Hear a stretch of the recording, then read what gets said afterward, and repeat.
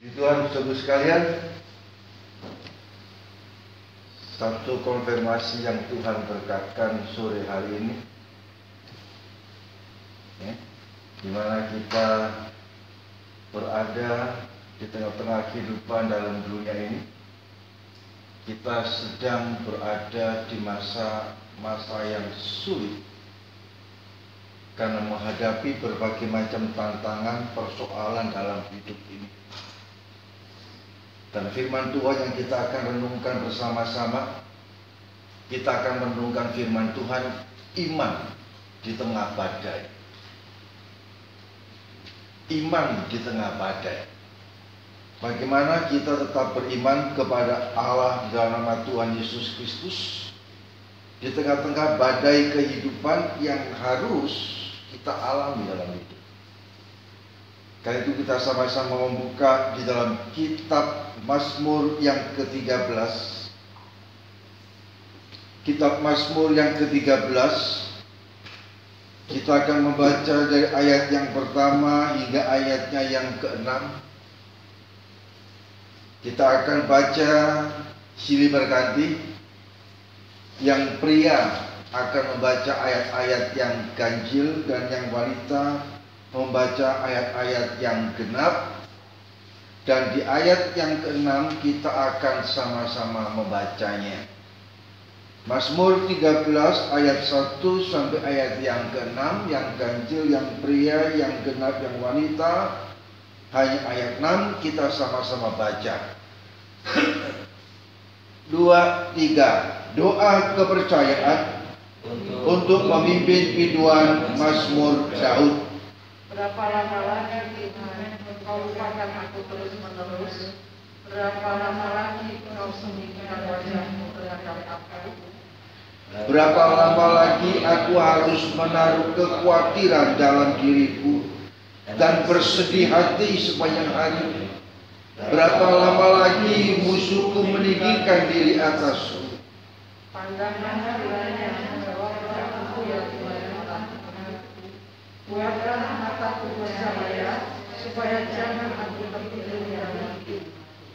Supaya musuhku jangan berkata, aku telah mengalahkan dia, dan lawan-lawanku bersorak-sorak apabila aku goyah. Sama-sama 2, 3. Tetapi aku kepada kasih setiamu aku percaya.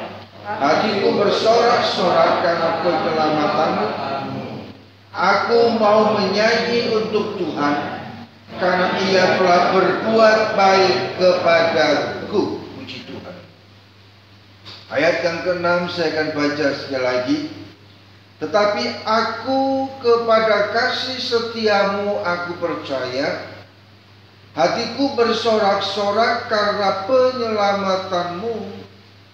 Aku mau menyanyi untuk Tuhan karena Ia telah berbuat baik kepadaku. Sore hari ini kita akan renungkan firman Tuhan. Iman di tengah badai. Saudara sekalian, dalam kehidupan saat ini banyak orang yang dikuasai oleh rasa khawatir, rasa was-was untuk menghadapi dan menjalani kehidupan di hari-hari yang ada. Satu survei sudah dinyatakan bahwa kekhawatiran yang menguasai kehidupan manusia itu sebetulnya kekhawatiran itu 96% tidak akan pernah terjadi. Sekali lagi, kurang lebih sekitar 96% rasa kekhawatiran dalam kehidupan manusia itu tidak terjadi, tidak wujud. Dan kira-kira cuma sekitar 3,5% kekhawatiran itu yang menjadi satu kenyataan dalam hidup. Nah, kalau survei sudah menyatakan hal ini, maka apa yang dikatakan firman Tuhan? sesuatu yang sangat jelas dan sesuatu yang sangat akurat. Sangat akurat. Sebelum survei diadakan untuk mensurvei kekhawatiran dalam kehidupan manusia, firman Tuhan sudah berkata, tidak usah kamu khawatir tentang hari esok. Kekhawatiran sehari cukup untuk sehari. Artinya apa? Artinya kehidupan kita dalam dunia ini seringkali yang menguasai hati dan pemikiran manusia itu menimbulkan kekhawatiran. Karena apa? Karena bayangannya ke depan terlalu jauh, ya, sehingga dengan secepat itu untuk melangkah dengan mengantisipasi jangan sampai terjadi sesuatu yang tidak kita inginkan.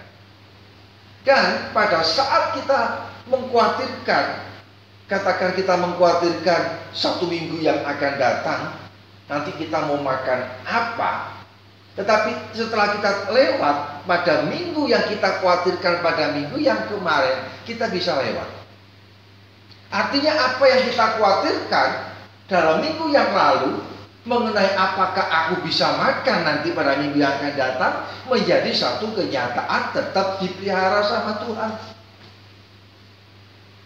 Sehingga kehidupan manusia itu digoncangkan dengan segala sesuatu yang menimbulkan kekhawatiran-kekhawatiran yang tidak berdasarkan apa-apa. Kekhawatiran manusia itu sebetulnya memunculkan apa? Karena apa yang dilihat oleh mata secara manusia, apa yang dipikirkan dalam kehidupan secara manusia, kemudian apa yang menjadi harapan dan bayangan dalam hidupnya secara manusia. Ya, secara manusia saya katakan. Artinya apa? Artinya di mana kita memikirkan sesuatu ke depan, kita khawatir tentang apa yang akan kita hadapi, itu di mana kita hanya memikirkan secara manusia ini sendiri tanpa kita melibatkan Tuhan. Sehingga iman percaya kita kepada Tuhan pada saat kita berada di tengah badai dalam kehidupan ini sendiri, maka muncul berbagai macam hal yang membuat kita menjadi orang-orang yang kecewa kepada Tuhan. Kenapa orang bisa kecewa kepada Tuhan?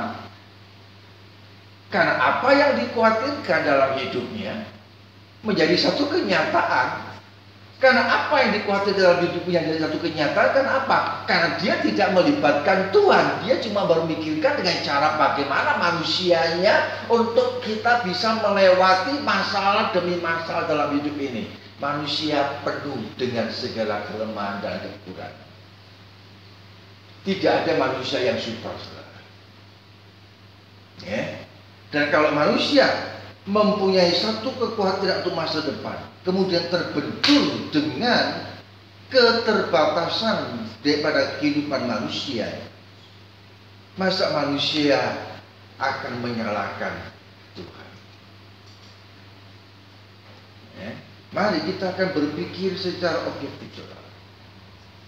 Kita akan berpikir, merenungkan firman Tuhan secara sederhana untuk dapat kita mengerti dalam kehidupan ini. Karena itu kembali kalau kita baca pada Mazmur yang ke-13 di ayat yang ke-6, tetapi aku kepada kasih setiamu aku percaya. Amin. Ya. Aku tidak perlu khawatir tentang apa yang akan aku hadapi, yang akan aku alami, yang akan aku jalani dalam kehidupanku yang akan datang. Tetapi aku percaya kepada kasih setia Tuhan. Percaya kepada kasih setia Tuhan artinya apa? Artinya kita tidak ragu-ragu bahwa Allah yang kita sembah di dalam nama Tuhan Yesus Kristus adalah Allah yang setia, yang senantiasa memperhatikan kehidupan setiap umat kesayangannya. Anda dan saya dipanggil sama Tuhan, dijadikan sebagai umat kesayangan Tuhan. Kalau kita dipanggil menjadi umat kesayangan Tuhan, Apa kita tidak percaya akan kasih setia Tuhan dalam hidup kita? Ironis sekali toh dalam hidup. Jadi dikatakan, tetapi aku kepada kasih setiamu aku percaya, hatiku bersorak-sorak karena penyelamatanmu. Hatiku bersuka cita, hatiku memuji, mengagungkan dan memuliakan Tuhan. Karena Tuhan yang sudah menyelamatkan aku, Tuhan yang sudah menolong aku, Tuhan yang sudah memberikan jalan keluar untuk aku dapat melewati setiap persoalan dalam kehidupan ini. Sebagaimana pada ayat yang ke-6 bagian B dikatakan, aku mau menyanyi untuk Tuhan. Ya. Menyanyi untuk Tuhan, bersorak-sorai, memuji, mengagungkan kepada siapa? Kepada Tuhan. Kenapa? Karena Tuhan yang sudah berbuat baik kepada kita. Tadi kita sudah mendengar kesaksian daripada Pak Derajat. Bagaimana kebaikan Tuhan dinyatakan dengan luar biasa. Dengan kondisi beberapa tahun yang lalu, kalau saya boleh ingat, yang dialami oleh Pak Derajat, operasi ginjal. Setelah operasi ginjal yang sebelah kiri duluan ya, terus kemudian seminggu atau 2 minggu kemudian yang satunya. Di dalam dunia medis, operasi ginjal tidak bisa dilakukan dalam kurun waktu yang singkat-singkat. Harus ada jeda waktu yang cukup panjang. Ya. Nah, pada saat operasi ginjal yang kedua, saya masih berada di luar kota. Dan isi saya yang nelfon sama saya kasih tahu kapan pulang. Ini Pak Derajat lagi dirawat di rumah sakit, mau operasi kembali ginjalnya. Saya bilang, oke, besok saya pulang. Begitu saya pulang, saya sampai di Surabaya. Kemudian saya sama istri saya langsung berangkat ke RKZ. Dan pada saat di RKZ, Pak Derajat sudah berada di ruang cuci darah. Ya, sudah berada di ruang cuci darah. Dan pada saat di ruang cuci darah, saya berkata, tetap percaya, mujizat Tuhan pasti nyata. Satu, saya keluar dari ruang cuci darah dan saya ajak istri saya ngomong, ayo kita makan soto di seberang. Ajak itu Bu Derajat sama-sama makan soto. Pada perjalanan menuju ke tempat makan, saya ngomong sama istri saya, tadi Derajat itu sudah ngelantur dan bukan Derajat yang sebenarnya yang ngomong. Ya, itu halusinasinya dia. Karena itu kenapa saya ajak Bu Derajat sarapan sama-sama. Saya cuma mengantisipasi kalau terjadi sesuatu, maka Bu Derajat tidak sampai kolaps. Karena apa? Karena terisi perutnya. Terisi perutnya. Puji Tuhan, ternyata pada saat Pak Derajat, dapat saya katakan itu sedang berhalusinasi, dia sedang negosiasi dengan Tuhan. Ya, sedang negosiasi. Jangan ambil saya kembalikan karena anak saya masih kecil. Dan puji nama Tuhan, selesai semuanya. Ya, selesai semuanya. Ya. Dan pada saat dijalankan operasi, saya lagi nunggu di situ juga.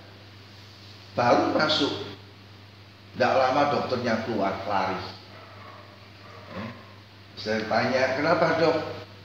Dokternya nggak kuat pakai masker itu rangkap 10 mungkin. Tebel. Kenapa? Karena sudah rusak ginjalnya. Bau. Secara manusia udah nggak mungkin ginjal ini dapat dipertahankan. Tetapi Tuhan punya rencana yang lain. Dokter boleh angkat tangan, tetapi Tuhan bisa memberikan satu pemulihan untuk ginjal daripada Pak Derajat. Bukan cuma satu, dua-dua dibersih. Dan puji nama Tuhan, saudara sekalian. Dokternya pun juga menyaksikan ini, ngomong gini sama Pak Derajat sama Bu Derajat pada saat mereka kontrol ke dokter Sabila ya. Wah, ini mujizat. Mujizat. Ya. Karena apa? Sudah tidak ada harapan.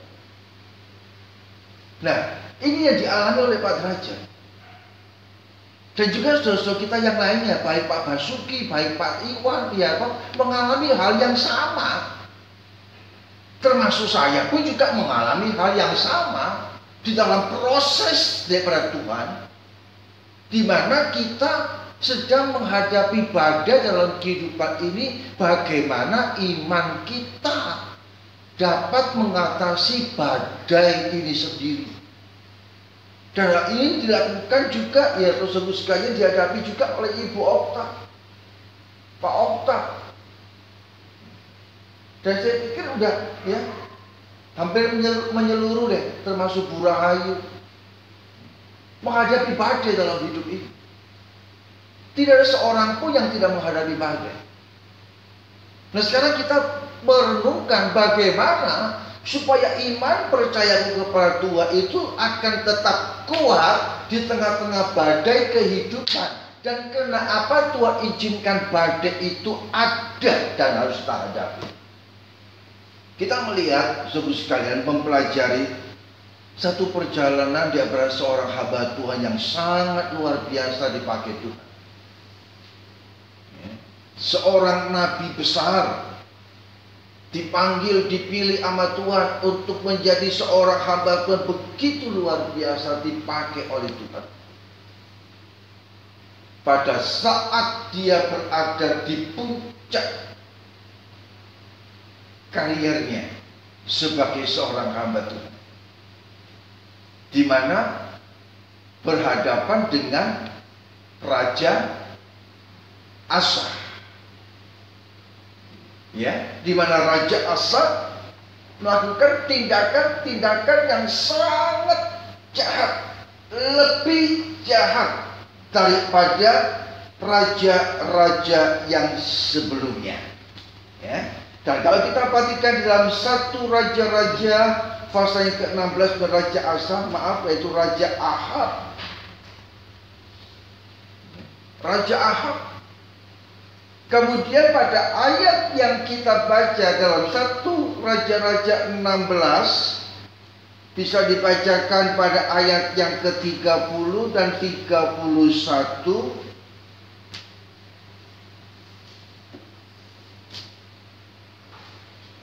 Satu Raja-Raja 16 ayat 30 dan 31. Ahab bin Omri melakukan apa yang jahat di mata Tuhan, lebih daripada semua orang yang mendahulunya. Seakan-akan belum cukup ia hidup dalam dosa-dosa Yerobeam bin Nebat, maka ia mengambil pula Isabel anak Baal, raja orang Sidon, menjadi istrinya, sehingga ia pergi beribadah kepada Baal dan sujud menyembah kepadanya. Nah, dapatkan di sini.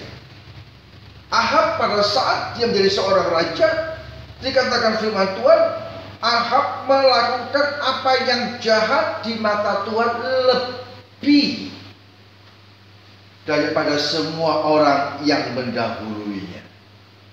Artinya kejahatan Raja Ahab itu lebih luar biasa dibandingkan dengan kejahatan yang dilakukan oleh raja-raja sebelum Raja Ahab. Dan tidak sampai di situ, tapi Raja Ahab pun juga mengambil Isabel, anak daripada Etbal, untuk diajak dan dipengaruhi menyembah kepada Baal. Dan Raja Ahab ini bukan hanya menyembah kepada Baal, tetapi dia pun juga yang membangun patung Asyera yang disembah, sehingga membuat orang-orang Israel jatuh di dalam dosa perzinahan dalam kehidupan rohani. Maka seorang hamba Tuhan yang bernama Elia, yang dipakai oleh Tuhan pada saat itu, diberitahu supaya berkata kepada Raja Ahab di pasal 17 ayat yang pertama. Baca.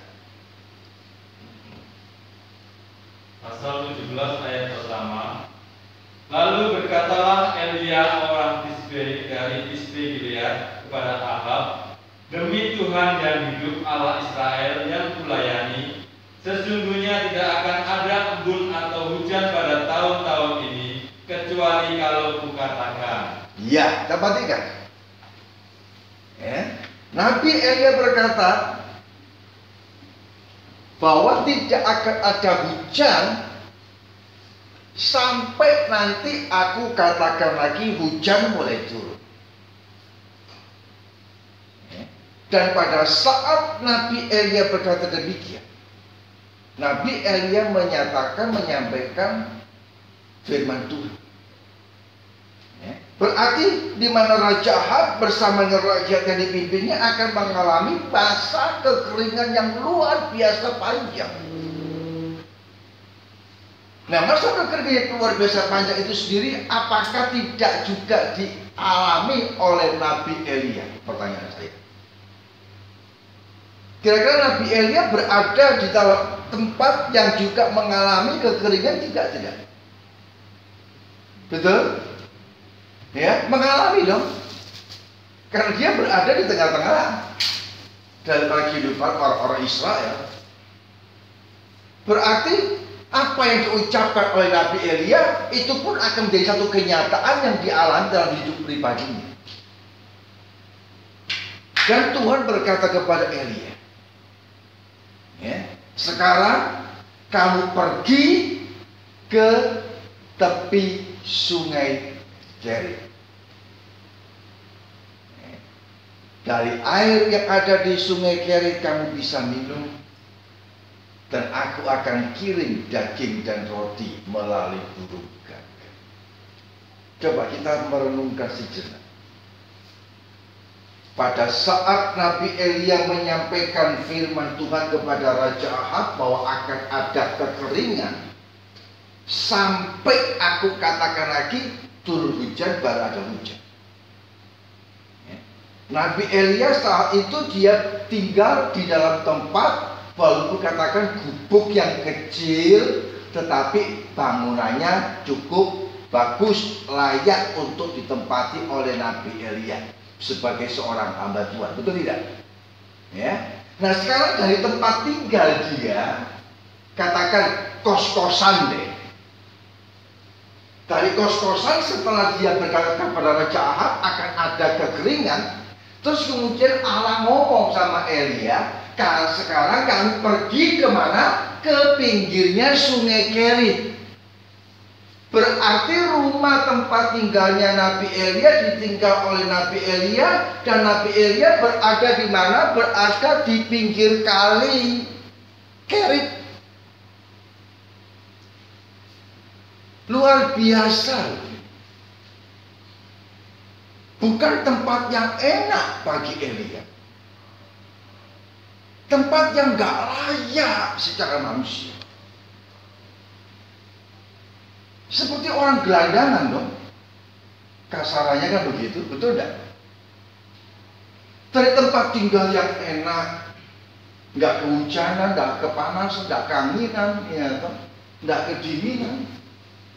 Sekarang justru meninggalkan tempat itu dan pergi tinggal di tepi sungai Kerit. Sementara dia menyampaikan apa yang menjadi pesan Allah untuk disampaikan kepada Raja Ahab. Artinya di sini Nabi Elia dengan tetap taat melakukan apa yang menjadi tugasnya untuk menyampaikan kebenaran firman Tuhan kepada Raja Ahab. Dan disampaikan. Nggak salah toh. nggak salah. Tetapi sekarang kenapa kok Nabi Elia disuruh sama Tuhan harus berada di tepi sungai Kerit? Di tempat yang sangat berbeda dengan tempat tinggal sebelumnya. Secara manusia, kira-kira bisa nggak ini kalau kita ini dalam posisi kita ini sebagai Nabi Elia?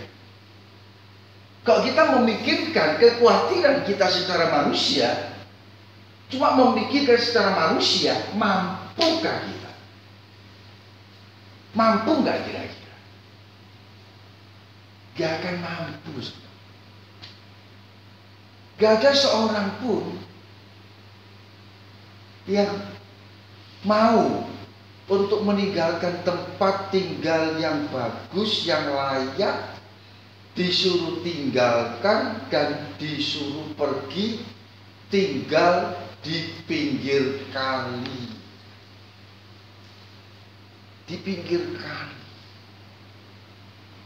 Dan kita memperhatikan akan hal ini. Kenapa Tuhan izinkan untuk harus dialami dalam kehidupan Deborah Nabi? Tuhan inginkan Nabi Elia bukan hanya dia taat untuk menyampaikan akan pesan Allah, ya, sebagai penyambung lidah daripada Allah untuk menyampaikan pesan-pesan firman-firman kepada orang-orang Israel, tetapi Tuhan pun juga mendidik Nabi Elia. Kamu ojo sombong, kamu turun, derajatmu turun sampai di tempat yang paling rendah secara manusia. Berat. Dari tempat yang enak, terus kemudian harus pindah ke pinggir sungai Kerit. Selain udah kanginan, kepanasan, sungai Kerit itu sendiri apakah tidak menimbulkan satu aroma yang kurang sedap? Dan Nabi Elia harus berada di tempat itu menunggu pagi dan petang burung gagak ngirim roti dan kirim daging. Sungguh sekalian, seringkali kita cuma ingin berada di posisi yang enak.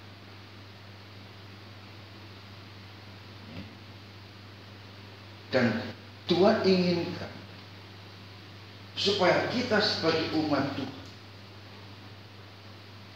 siap untuk menerima segala kondisi dan situasi dalam hidup ini. Gak gampang sekali lagi.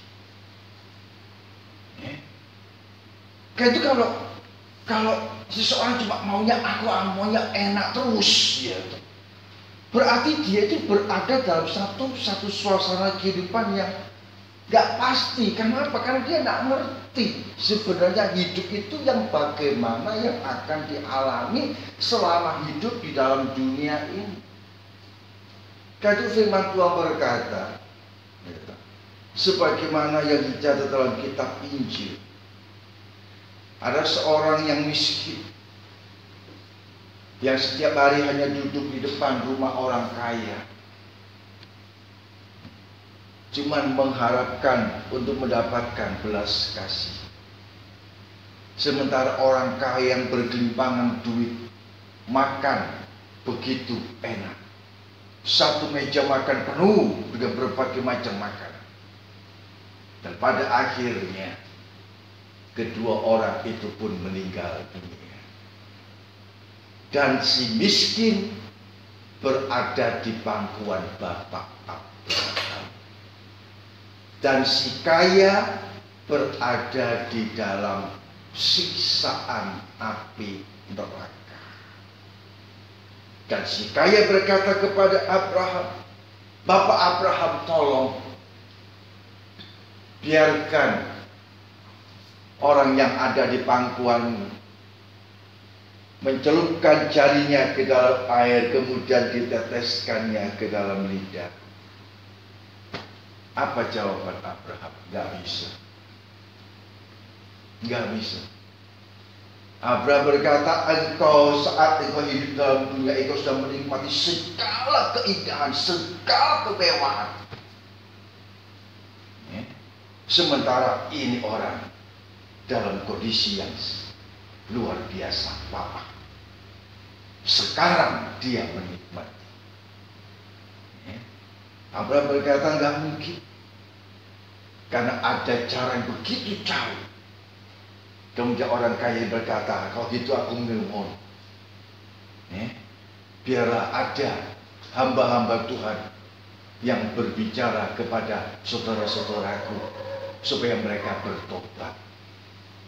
Abraham berkata apa?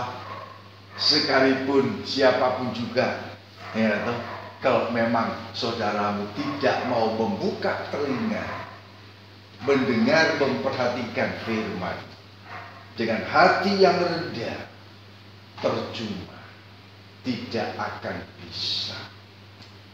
Karena itu seharusnya kita perlu menyadari, kalau kita saat sore hari ini kita bisa mempunyai iman kepada Allah di dalam nama Tuhan Yesus Kristus, itu adalah anugerah Allah, berkat Allah yang sangat luar biasa yang Allah percayakan kepada kita. Sebagaimana Rasul Paulus memberikan nasihat kepada Timotius, peliharalah harta yang indah yang telah dipercayakan oleh Tuhan kepadamu. Pelihara harta yang indah itu. Pelihara iman, percaya kita. Karena dengan iman itu sendiri kita akan mempunyai kemampuan daripada Allah untuk kita mengatasi setiap badai dalam hidup ini. Kalau Nabi Elia tidak beriman dengan sungguh kepada Tuhan, dia tidak mungkin akan siap menerima apa yang Tuhan tentukan. Sekarang Elia, kamu bangun, kamu pergi kemana? Ke tepi sungai Keri. Pergi ke sana, tinggal di situ, dan aku akan menyuruh burung gagak untuk kasih kamu makan. Apabila iman kepada Nabi Elia itu tidak secara total kepada Tuhan, tidak akan sanggup. Kita pun juga tidak akan sanggup untuk menghadapi berbagai macam badai dalam hidup ini kalau kita tidak menyerahkan seutuhnya ke dalam tangan Tuhan. Dan bukan hanya Nabi Elia harus berada di tepi sungai Keri. Sampai pada masa tertentu dikatakan mulai pada ayat yang ke-7 sampai ayat yang ke-24, Allah memindahkan posisi tempat tinggal daripada Nabi Elia ke tempat yang lebih bagus, meninggalkan tepi sungai Keri. Dan kalau kita perhatikan di situ pada ayat yang ke-7 sampai ayat yang ke-24, di mana Elia dipelihara oleh seorang janda miskin di Sarfat. Dipindah dari tepi sungai Keri, kemudian pindah ke Sarfat. Tempatnya lebih enak. Tetapi yang memelihara Elia bukan lagi burung gagak yang ngasih makan roti dan daging setiap harinya, tetapi seorang janda miskin. Seorang janda yang tidak mempunyai kekayaan. Sekali lagi, kalau Elia tidak menundukkan diri secara total kepada Tuhan, dengan rendah hati melakukan apa yang Tuhan ingin untuk dilakukan, pada awal di tepi sungai Keri dia sudah menolak. Sekarang sama Tuhan diangkat sedikit. Sekarang Elia, kamu tidak tinggal di tepi sungai Keri, tetapi kamu tinggal di sebuah tempat yang bernama Sarfat. Ya. Dan di Sarfat itu nanti aku sudah menentukan, aku sudah menetapkan seorang janda yang akan memelihara kamu. Begitu Elia masuk ke Sarfat, kemudian ada seorang wanita yang dia lihat. Wah, ini. Ya, bisa dibaca itu. Pada ayatnya yang ke-9 dan ayat yang ke-10. 1 Raja-Raja 17. Ayat 9 dan 10. Bersiaplah, pergi ke Sarfat yang termasuk wilayah Sidon, dan diamlah di sana. Ketahuilah, aku telah memerintahkan seorang janda untuk memberi engkau makan. Sesudah itu ia bersiap, lalu pergi ke Sarfat. Setelah ia sampai ke pintu gerbang kota itu, tampaklah di sana seorang janda sedang mengumpulkan kayu api. Ia berseru kepada perempuan itu, katanya, cobalah ambil bagiku sedikit air dalam kendi, supaya aku minum. Terus ayat 11. Ayat 11. Ketika perempuan itu pergi mengambilnya, ia berseru lagi, cobalah ambil juga bagiku sepotong roti. Ayat 12. Perempuan itu menjawab, demi Tuhan Allahmu yang hidup, sesungguhnya tidak ada roti padaku sedikit pun, kecuali segenggam tepung dalam tempayan dan sedikit minyak dalam buli-buli. Dan sekarang aku sedang mengumpulkan 2-3 potong kayu api. Kemudian aku mau pulang dan mengolahnya bagiku dan bagi anakku. Dan setelah kami memakannya, maka kami akan mati. Nah, kita perhatikan. Ya, saat Nabi Elia begitu masuk di pintu gerbang kota Sarfat, kemudian dia melihat ada seorang janda yang sedang memungut kayu bakar. Dan kemudian dengan spontan si Elia memanggil dan meminta, coba berikan aku sedikit air untuk minum. Dan saat perempuan itu akan mengambil air yang akan diberikan kepada Elia, Elia berseru lagi, ambil juga sepotong roti untuk aku. Dan dijawab oleh perempuan ini, aku tidak punya roti, aku tidak punya apa-apa, aku cuma punya segenggam tepung dan sebuli-buli minyak. Aku akan mencari kayu, kemudian aku pulang, aku akan mengelola tepung itu dengan minyak menjadi roti untuk aku makan bersama anakku. Setelah itu kami akan mati. Artinya tepung dan minyak yang ada di tangan janda itu cuma tinggal 1 kali makan.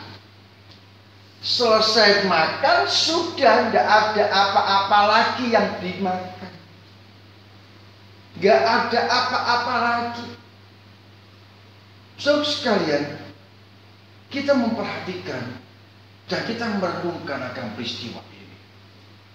Satu peristiwa yang sangat luar biasa dalam untuk membawa kita memahami akan apa yang Allah rancangkan untuk kita nikmati. Di tengah-tengah badai kehidupan yang begitu berat dialami oleh Elia, pada saat dia berada di tepi sungai Kerit, dan karena ketaatannya dan kerendahan hati, dia mau menerima apa yang Tuhan ingin untuk dididikkan kepada Elia. Elia siap menerima, bukan karena kekuatannya sebagai manusia, tetapi karena pekerjaan Allah Roh Kudus, iman percaya secara total kepada Tuhan. Dan Elia tidak lupa apa yang sudah dikatakan kepada Raja Ahab. Ya, tidak akan ada turun hujan sampai aku akan katakan turun hujan. Dan itu dari satu kenyataan yang luar biasa. Jadi pada saat Nabi Elia berada di tepi sungai Kerit, dia sudah mengalami masa paceklik itu sendiri terjadi. Kemudian sama Tuhan dipindah ke Sarfat. Dan sampai di Sarfat, mungkin secara manusia, oh puji Tuhan, aku berada di tempat yang layak. Tetapi Tuhan berkata, aku sudah menetapkan seorang janda miskin untuk memelihara kamu. Gelodak. Bayangannya si Elia, aku pindah ke kota, aku masuk ke Sarfat, di situ aku akan menikmati hasil yang lebih bagus. Aku akan merasakan bagaimana nikmatnya hidup dengan bergelimpangan. Tetapi kenyataannya, ya, apa yang terjadi? Dia dipelihara oleh seorang janda. Saudara sekalian, di sini kita bisa mengambil satu pelajaran yang sangat luar biasa mendidik kita untuk kita benar-benar belajar dengan tidak selalu menjaga apa ya? Ya memang perlu kita menjaga reputasi kita, menjaga image kita terhadap orang lain. Tetapi kita tidak sampai terperosok masuk ke dalam, sehingga kita menjadi seorang yang begitu angkuh di tengah-tengah kehidupan ini. Karena disuruh untuk sesuatu hal yang sederhana, wah nggak sesuai dengan profesiku, aku nggak mau. Coba kita perhatikan, Nabi Elia seorang hamba Tuhan yang dipakai Tuhan, yang diberikan kuasa sama Tuhan yang luar biasa untuk melakukan berbagai macam mujizat. Perasaan yang timbul secara manusia dalam kehidupan daripada Nabi Elia, bukan hanya dia harus taat di dalam kerendahan hati, tetapi benar-benar dia menempatkan posisinya secara total berada di dalam tangan kekuatan kuasa Allah yang menguasai hidupnya. Tidak merasa dikit-dikit takut dia sebagai nabi, minta terlalu diistimewakan. Tidak, ya, tidak. Maka kita pun juga melakukan hal yang seperti apa yang Tuhan berkata. Jangan kita mengangkat diri kita sebagai seorang yang khusus, minta dispesialkan, minta diperhatikan lebih, karena merasa bahwa aku punya kemampuan, aku punya kelebihan. Dan kalau sudah sampai ke situ, maka saat badai menghadang dalam hidupnya, dia tidak akan sanggup untuk mempertahankan iman percaya kepada Tuhan. Dia pasti akan hilang. Ya, hilang. Karena apa? Mengandalkan aku punya kemampuan. Ya, aku punya keahlian. Aku punya kecakapan. Aku punya sesuatu yang dapat aku banggakan. Apabila hal itu terjadi dalam kehidupan daripada Nabi Elia, maka Nabi Elia tidak akan dapat menikmati akan mujizat yang Allah nyatakan di dalam kehidupan daripada janda yang ada di Sarfat. Ya, saat janda itu pulang membuat roti seperti apa yang dipesankan oleh Nabi Elia, dia melakukan hal itu dan memberikan kepada Nabi Elia. Kemudian dia terus masak, dia membuat kue untuk dirinya sendiri dan juga untuk anaknya. Sampai masa tertentu, tepung di dalam buli-buli dan minyak yang ada tidak kurang, selalu ada. Begitu dituang tepungnya, selesai ditaruh lagi tempatnya. Setelah diaduk tepungnya menjadi roti, ini tempat yang menyimpan, tempat menyimpan tepung. Diisi kembali, ada isinya. Dituang lagi, keluar lagi. Dituang lagi, keluar lagi. Demikian juga tempat minyak itu. Apabila Nabi Elia mempertahankan, aku punya kemampuan, aku tidak mau turun posisiku sebagai seorang nabi, tidak mau untuk mempedulikan akan keadaan yang sebenarnya yang harus dialami dalam kehidupan manusia, maka Nabi Elia tidak akan melihat dan mengalami mujizat tepung tidak habis sampai masa selesai. Minyak pun juga tidak habis sampai selesai. Tidak mengalami mujizat. Ya. Tidak melihat akan kuasa mujizat Allah.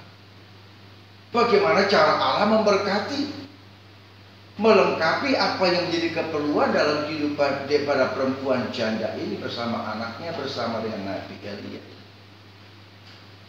Ya. Tetapi karena Nabi Elia mau melakukan, aku gak perlu jaim. Ya. Kan itu bahasa keren kan sekarang itu ya, jaim ya, bahasa kerennya ya, jaga image. Kalau Tuhan izinkan dan Tuhan suruh untuk kita harus berada di tempat yang tidak secara manusia itu mengenakan kita, itu Tuhan izinkan dan Tuhan suruh, mari kita mau dengan berucapan syukur kepada Tuhan menerima semua itu.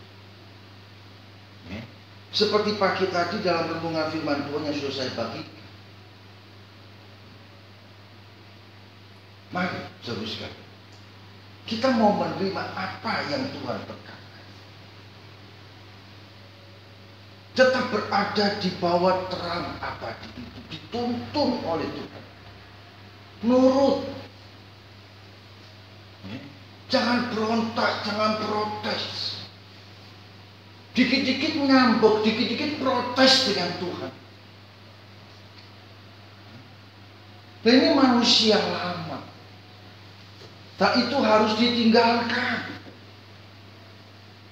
Kalau Elia protes kira-kira salah enggak? Salah enggak? Enggak toh? Enggak. Tetapi Elia tidak mau protes.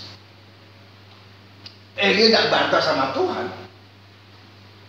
Tapi Elia menerima dengan berucapan syukur kepada Tuhan.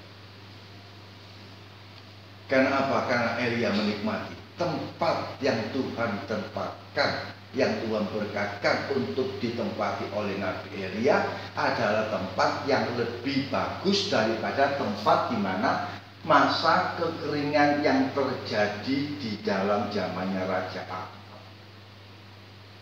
Ya, artinya negeri itu menjadi kering.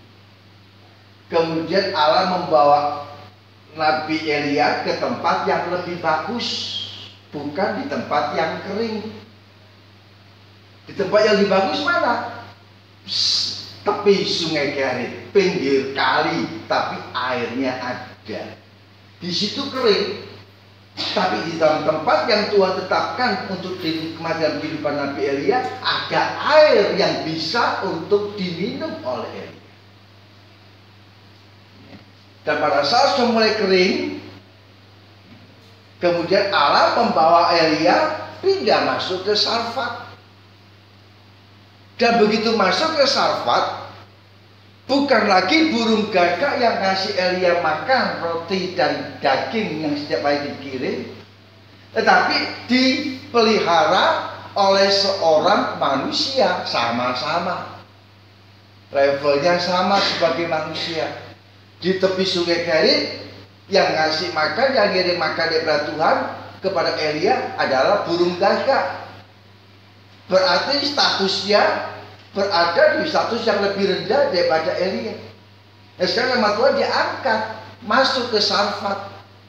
Yang memelihara Elia siapa? Yang memelihara Elia sama-sama manusia, seorang wanita, walaupun miskin, tapi tetap satu level sebagai manusia sehingga bisa berkomunikasi, bisa ngobrol. Kita bisa bayangkan saat Nabi Elia di tepi sungai Kerit, dia sendirian, dia mau ngomong sama siapa? Gak ada yang diajak ngomong. Burung kirim roti, kirim daging, mau diajak ngomong gak ngerti. Burung mengirim roti, begitu diterima sama Nabi Elia, langsung terbang lagi pulang. Ditinggal lagi Elia sendirian. Tetapi sekarang di Salvat sudah ada rekan untuk berkomunikasi. Walaupun dalam kondisi yang masih belum benar-benar baik secara manusia. Tetapi Elia tetap setia. Sampai satu ketika anak janda ini mati. Anak janda ini mati, si janda ini sendiri protes. Lah, aku kan sudah melakukan firman Tuhan, aku kan sudah melakukan apa yang engkau katakan. Untuk apa engkau datang di tempatku? Apakah untuk membunuh anakku? Elia tidak berbantah dengan perempuan ini. Tetapi Elia kembali menghadap kepada Tuhan, membawa anak itu ke kamarnya, dan dia memohon kepada Tuhan supaya Tuhan mengembalikan nyawa daripada anak itu. Dan Tuhan mendengar permintaan daripada Nabi Elia. Anak janda ini hidup kembali dan Nabi Elia menyerahkan kepada ibunya. Sehingga janda itu mengucapkan satu kata-kata dalam satu ayat yang sangat luar biasa. Kita baca sekarang ayat yang ke-24 dari 1 Raja-Raja 17. Ayat 24. Kemudian kata perempuan itu kepada Elia, sekarang aku tahu bahwa engkau abdi Allah dan firman Tuhan yang engkau ucapkan itu adalah benar. Amin. Janda ini berkata, sekarang aku tahu bahwa engkau abdi Allah, engkau hamba Tuhan. Dan engkau menyampaikan firman Tuhan, dan apa yang engkau sampaikan firman itu benar. Berarti apa yang diucapkan oleh Nabi Elia itu adalah benar-benar firman Tuhan yang dapat dipertanggungjawabkan. Yang dapat dipertanggungjawabkan. Tidak asal ngomong. Kalau cuma asal ngomong, saudaraku sekalian, bakul jamu paling pintar ngomong, paling pintar.